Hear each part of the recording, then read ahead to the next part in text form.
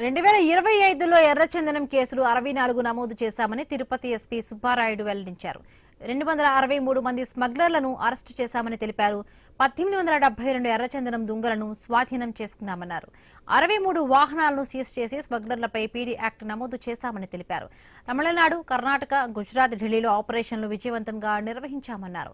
అంతర్రాష్ట్ర ప్రాంతాల్లో ఆపరేషన్ నిర్వహించి 16 కోట్ల రూపాయల ఎర్రచందనాన్ని స్వాధీనం చేసుకున్నామని ఎస్పీ వివరించారు. 10 మంది బడా స్మగ్లర్లను అరెస్టు చేశామని వెల్లడించారు. గత సంవత్సర కాలంలో రెడ్ శాండల్ టాస్క్ ఫోర్స్ నుండి రిమార్కబుల్ అచీవ్మెంట్స్ జరిగింది. 64 కేసెస్ రిజిస్టర్ చేస్తూ దాదాపు 263 మెంబర్స్ని అరెస్ట్ చేయడం జరిగింది. 47 కోట్ల విలువైన 35.5 టన్నుల బరువు గల ఎర్రచందనాన్ని మరియు 63 వెహికల్స్ని స్వాధీనం చేసుకుని సీజ్ చేయడం జరిగింది. వారెంట్స్ పెండింగ్ ఉండి బయట రాష్ట్రాల్లో తిరుగుతున్న 264 మంది ముద్దాయిలను తీసుకొని వారిని కంట్రోల్ తీసుకొని వివిధ రాష్ట్రాలు అటు తమిళనాడు, కర్ణాటక, ఆంధ్రప్రదేశ్ రాష్ట్రంలో ఉన్న వాటిని కంట్రోల్ తీసుకొని వారిని కోర్టుకి సబ్మిట్ చేయడం జరిగింది.